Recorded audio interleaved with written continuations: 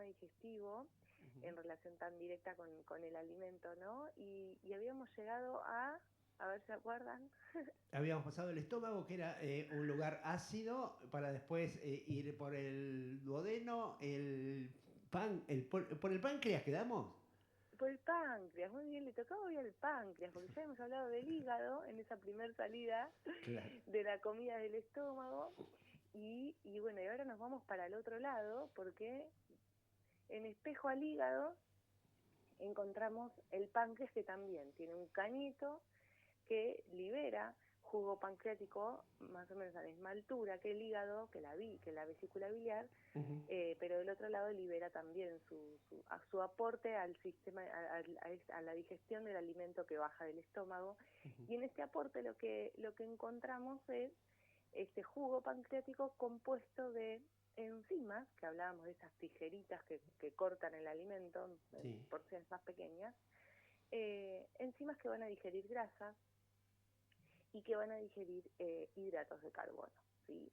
Dos componentes, son dos grupos de nutrientes que el hígado no puede metabolizar porque es en ese medio ácido encargado de las proteínas. Entonces hasta ahí baja la comida del estómago, la vesícula biliar empieza a hacer flotar las gotitas de grasa, ¿sí? A emulsionar las grasas del alimento para que las enzimas pancreáticas empiecen a digerir.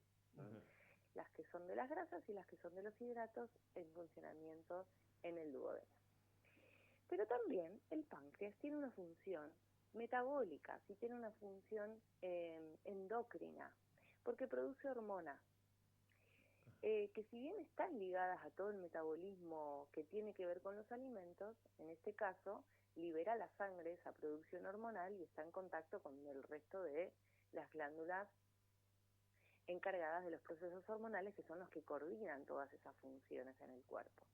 Y en relación al alimento, las funciones del páncreas están muy ligadas porque producen dos hormonas muy importantes que regulan el metabolismo relacionado a los nutrientes, que son la famosa insulina y el glucagón, que no es tan conocido, pero es exactamente igual de importante que la insulina, porque es la hormona que va a estar activa cuando la insulina no está activa. Son esas hormonas que van a trabajar, o hay una o hay la otra, y cada una regulando dos procesos clarísimos en el cuerpo.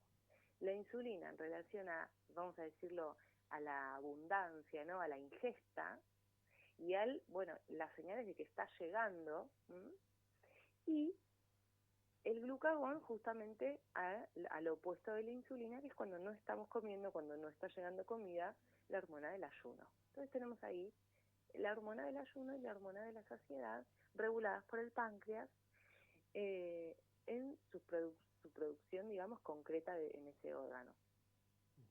Entonces van a estar integrando la insulina y el glucagón todas las funciones del resto de los órganos digestivos para armar esta red de trabajo, ¿no? Este grupo grande de trabajo, regulando si estamos en un momento donde estamos incorporando alimentos y qué órganos van a estar abocados a esta tarea, o no, o estamos en un momento donde el sistema digestivo no está teniendo trabajo porque no estamos en ingesta, pero el cuerpo está funcionando y necesita recursos, entonces el glucagón mueve los recursos a las funciones cuando no estamos obteniendo comida. Entonces la insulina es la hormona del guardar porque está llegando, del reponer y el ingresar adentro de las células y el construir con eso que está llegando para guardar o para usar. Y el glucagón moviliza de las reservas hacia la sangre y hace todo lo contrario, desarma para aportar a las funciones del momento luego de ese guardado, ¿no? Entonces, fíjense qué distintas, pero a la vez salen del mismo lugar y van coordinando distintos momentos del día, y podemos seguir todavía llevando esto a nuestro reloj biológico, ¿no? Y a esto que hablábamos siempre de cómo el cuerpo también va coordinando las funciones a lo largo del día para organizar mejor nuestra disponibilidad energética y el uso de los recursos. Y ahí podemos también ver que la insulina va a estar bastante más activa durante el día y el glucagón ya cuando el sol baja y durante la noche.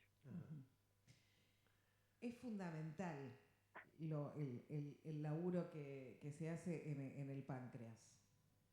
es fundamental. Hablábamos del hígado y nos maravillábamos y volvemos a pensar ahora el páncreas y decimos, wow, claro. No, también. Digo, no le damos mucha bola. Y ahí es donde, en el páncreas, es porque vos nombrás insulina y uno piensa en diabetes.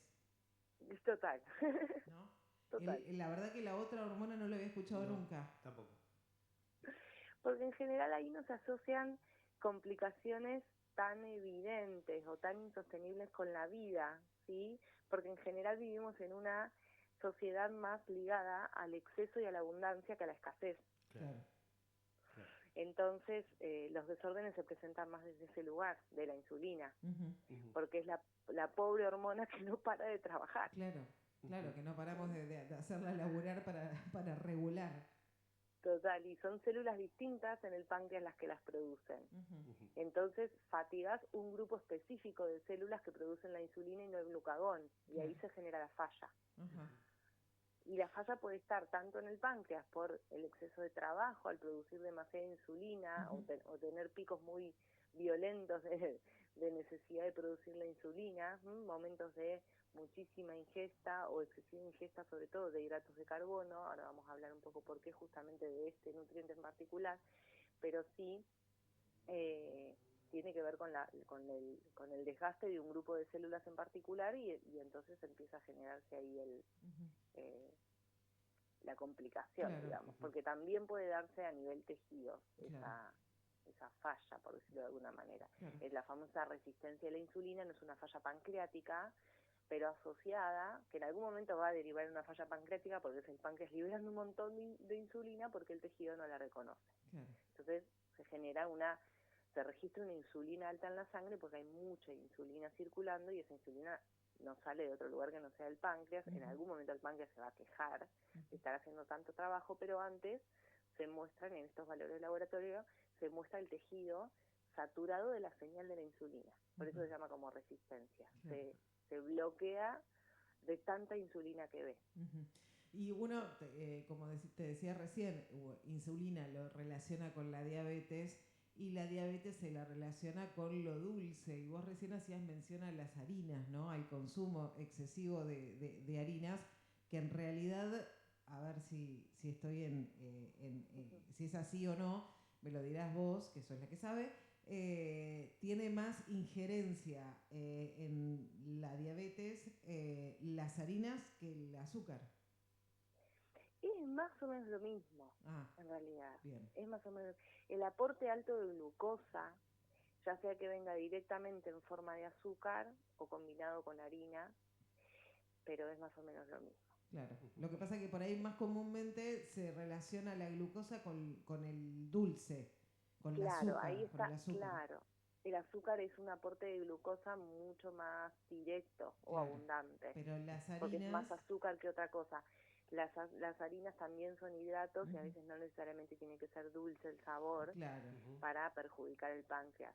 Pero es más común también que estén las dos cosas presentes, que sea una harina dulce y ahí ya estamos con todo. Sí, es una bomba, digamos. Claro.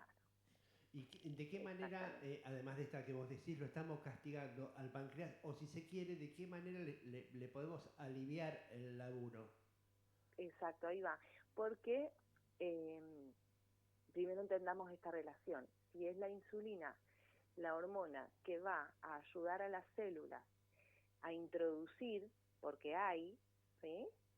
Porque hablábamos de la insulina como hormona de la abundancia y del guardado porque está llegando. Entonces la insulina le va a ir a decir a todos los tejidos, en el caso de la glucosa, métanla dentro de los tejidos, ¿no? Dispónganla para sus funciones. Entonces la insulina al producirse baja la glucosa de la sangre. Primero entender que la glucosa en la sangre tiene un registro de su cantidad muy controlada, porque no tiene ni que faltar ni que sobrar. Si falta, el cerebro se pone en corto. Entonces se mide como hay un rango muy específico de glucosa en sangre. Y entonces enseguida el cerebro le va a ir a decir al páncreas más menos, más menos, más menos, más insulina, menos insulina, más insulina, menos insulina. De acá hasta acá. De acá, sí, porque realmente como el cerebro la glucosa es su fuente de energía principal y casi única, salvo en condiciones muy, muy, muy, muy, muy agresivas para nuestro sistema, digamos, de escasez prolongada, el cerebro necesita de glucosa para funcionar y la prioriza en la sangre para disponerla. Siempre se va a guardar ese resto en la sangre de glucosa que no le va a permitir el uso de otros tejidos.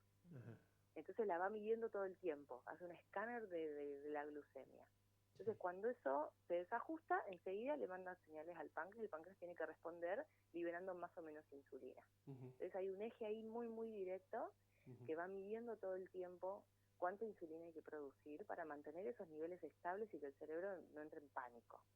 Pero cuando se pasa, ese nivel está por demás, la sangre se espesa, la sangre se dificulta en la circulación, porque imagínense, es una sangre azucarada, un almíbar, ¿no? Váyanse como esa idea de que se espesó y de que esos cristales, a medida que se satura la sangre, ese azúcar forma cristales. Imaginen como un copito de nieve, como una estructura de un cristal que es filosa, es picuda, ¿no?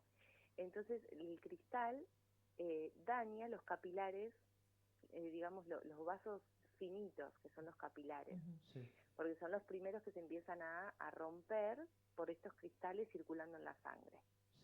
¿Sí? Entonces el riesgo de la diabetes, ¿sí?, es justamente el daño a los órganos que tienen capilares o tienen como funciones ligadas a la circulación muy chiquitita. Por eso la vista, por eso las extremidades donde los capilares se afinan, ¿sí?, las venas se afinan, por eso los riñones son los órganos más asociados a las complicaciones de los diabéticos, porque son los que tienen capilares en sus funciones, ¿no?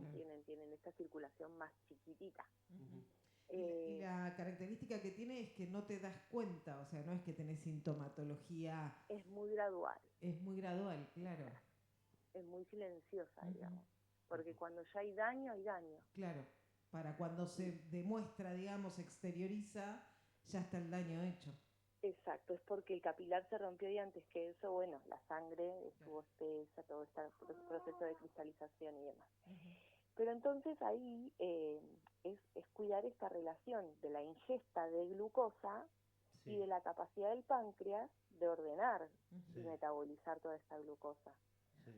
Y a veces, si el intestino no puede frenar esta absorción, porque también entra glucosa muy fácil por el intestino, justamente por ser nuestra fuente de energía principal, y el páncreas ya desde que sintió dulce en el paladar, desde que la saliva encontró hidratos de carbono, sobre todo si es dulce, porque la señal es mucho más clara relacionada al azúcar, el páncreas empieza a liberar insulina desde el paladar. Claro, enseguida, es entonces inmediato. ahí tenemos que, es inmediato, y ahí ya le empezamos a dar trabajo, y esa señal ya va a ir produciendo insulina, y a veces lo que pasa en este mundo de uso de edulcorantes es que determina mucho dulzor en el paladar, especula con la producción de glucosa que se va a absorber en el intestino, produce un montón de insulina y después no tiene relación la glucosa que se absorbió, porque los edulcorantes son dulces pero no tienen glucosa, y la insulina que se produció y la glucosa que se absorbió. Entonces ahí se genera un conflicto para el páncreas y para el cerebro que empieza a fallar todo este sistema. Y ahí los tejidos insulinoresistentes, y ahí ese es uno de los principales problemas, antes que el exceso de azúcar, es el exceso de edulcorante. Que además tiene otros compuestos. Además tiene otros compuestos, y esto es de lo poco que ahora se sabe de los edulcorantes. El aspartamo, no me sale el nombre todo completo. Ni hablar todas las cuestiones que tienen que ver con el sistema inmunológico, con la intoxicación, porque no se sabe cómo se acumulan, ni cómo se metabolizan, ni cómo se eliminan todas estas sustancias químicas en el cuerpo, no se estudió todavía. Lo poco que se estudió de los edulcorantes en relación a que lo consumen los diabéticos, y de repente se empieza a ver que el diabético no mejora en absoluto, sino que todo lo contrario. Entonces se empieza a estudiar qué pasa, que le estamos dando todo edulcorante a los diabéticos y no mejoran. ¿No? Y los páncreas se siguen enfermando. Entonces hay personas que empiezan a estudiar eso. hicieron experimentos en ratas dándoles Coca-Cola. Perdón el chivo, pero el experimento fue así. Y yo escuché a la directora de esta investigación, que en su momento era la presidenta de la Organización de Diabéticos de Argentina, una de las pocas doctoras en nutrición. Nos dio esa capacitación y nos contaba del experimento. Y lo hicieron en ratas dándoles Coca-Cola Light, Coca-Cola Cero y Coca-Cola común. Y les analizaban las células productoras de insulina y cómo se iban deteriorando con ese consumo, y las que más sufrieron deterioro de las células del páncreas fueron las que tomaban la Coca-Cola con edulcorante. Y no tanto la Coca-Cola a pura azúcar. Claro. Bueno, a raíz de eso, otros estudios, y bueno, las conclusiones son un poco estas, ¿no? Al entender cómo se manipulan mal estas señales en el paladar, y cómo empieza a fallar el páncreas no pudiendo hacer lo que tiene que hacer, que es regular la glucosa. Lo mismo pasa con los productos verdes, ¿no? Digo, los que vas al supermercado y la línea verde, que es la línea light, pasa algo similar, ¿no? Con este ejemplo que vos dabas de la Coca-Cola. Sí, total. Que a veces tiene mucho edulcorante o químico, digamos, para simular el dulce, que no aporta nada, y no solo que no, y lo que aporta no es bueno, claro. Claro, porque le saca la posibilidad al páncreas de saber qué hacer con eso. Claro. ¿No? Y ahí el daño termina siendo peor que la solución. Y bueno, y justamente es algo que se recomienda sobre todo a los pacientes que ya empiezan a presentar síntomas de disfunción pancreática, una prediabetes, y ya, bueno, ahora todo light, todo sin azúcar, ¿no? Pero todo sin azúcar. Entonces el azúcar es el demonio, pero agarran el tarro de edulcorante y a todo edulcorante. Claro. ¿Cuál es el demonio más grande? Claro. Tal cual, porque nunca la persona realmente puede transformar su alimentación a algo que le haga bien realmente.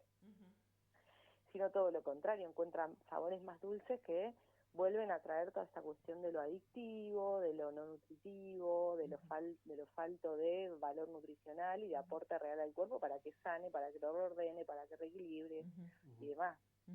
Y ahí es otra vez encontrarnos con esta misma, comillas, ¿no? De como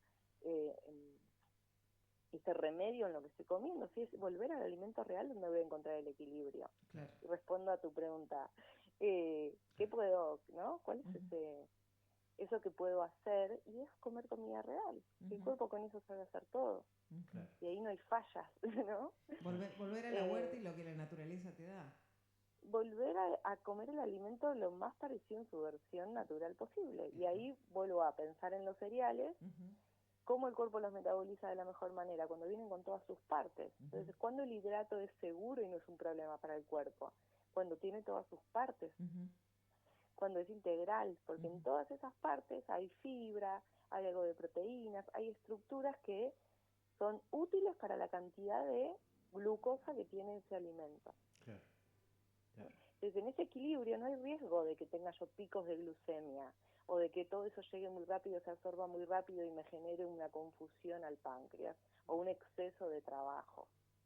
Porque no pasa eso cuando es gradual, cuando es armónico, cuando el cuerpo lo conoce, cuando sabe cómo metabolizarlo, cuando primero van a estar mis bacterias alimentándose de esa fibra, luego eso se va a ir absorbiendo de a poco, donde mi cerebro no está confundido porque al paladar tiene una señal hiper mega potente de dulce que después no tuvo sentido con lo que pasó después.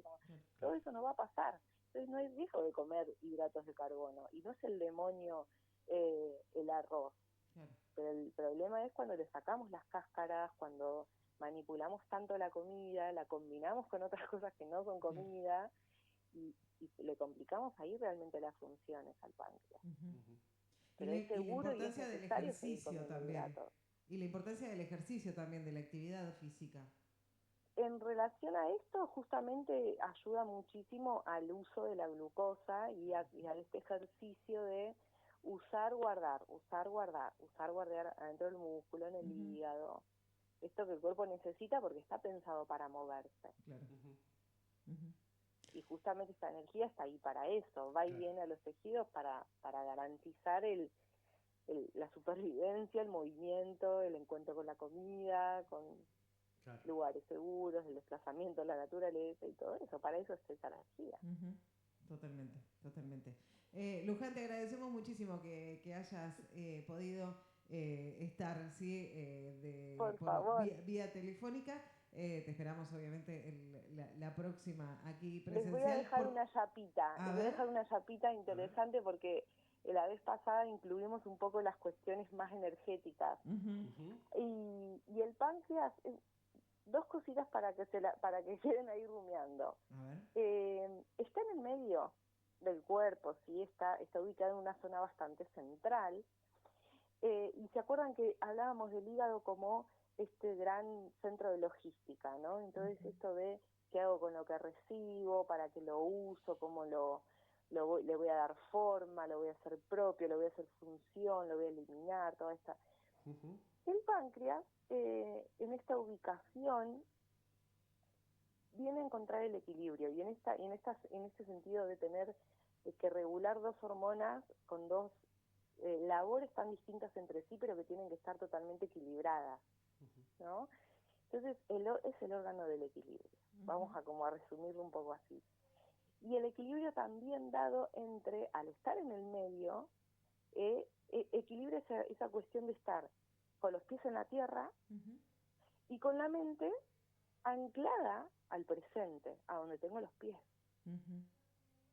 Entonces, tengo que pensar en cómo mi energía se va equilibrando y trayéndose al presente. Y cuando eso no sucede, el páncreas se queja con angustia, con inacción, con temor. Pero sobre todo es un órgano asociado a la angustia, a la tristeza. Me frena porque hay algo que no está en equilibrio. Que no está equilibrado. Ahí la dejo. Mira.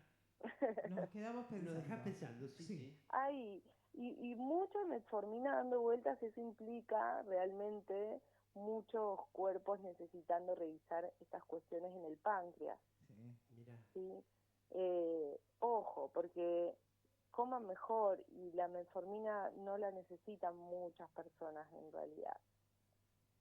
¿Sí? Ordenando cuestiones de los hábitos, podemos tener un páncreas mucho menos agotado y que recupere esa capacidad de regular la glucosa él solito. Pero lo tenemos que ayudar con la ingesta, porque ahí la metformina justamente se usa para que no se absorba toda la glucosa que estamos comiendo. Pero es un parche, porque tenemos que trabajar en comer la glucosa que realmente el cuerpo puede utilizar y necesita. Claro, lo justo y siempre necesario. Pensemos en la alimentación primero. Bien. Exacto. Una vez más. Y después viene el equilibrio. Ahí va. Todo se va alineando solo. Ahí va. Es una máquina perfecta el cuerpo. Sí. Es maravilloso. Nosotros nos encargamos de desequilibrarla, pero después en realidad funciona perfecto. Nos quedamos pensando en el equilibrio, la angustia, el temor y todo lo que nos lleve a solucionar todo eso que nos está pasando, ese nerviosismo, esa angustia. Bueno, también miremos qué es lo que estamos consumiendo y de qué manera estamos alimentando a nuestro cuerpo, a nuestros órganos y a todos, ¿sí? A nuestra cabeza, a nuestro cerebro también, y si logramos equilibrar la alimentación, el resto se va a ir alineando solo, ¿no? Qué hermoso lo que dijiste. Gracias, Luján. Gracias a ustedes. Gracias. Un beso. Que tengan linda semana. Hasta igualmente. La próxima. Chao, chao. Luján Rosso, que vino a nutricionarlo todo.